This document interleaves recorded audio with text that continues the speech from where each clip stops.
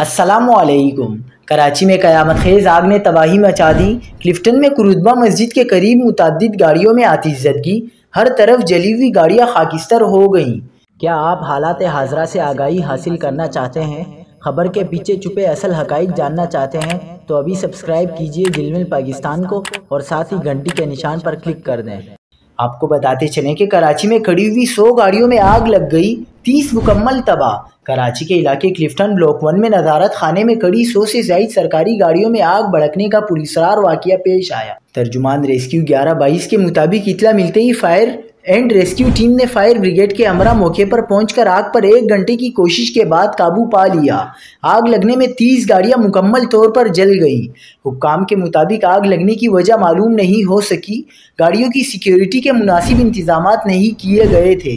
ذرائع نے بتایا کہ نظارت میں کھڑی متعدد گاڑیوں کا سامان بھی غائب ہے۔ آگ سے متاثر ہونے والی استعمال شدہ گاڑیاں سندھ حکومت کے مختلف محکموں کی ہیں۔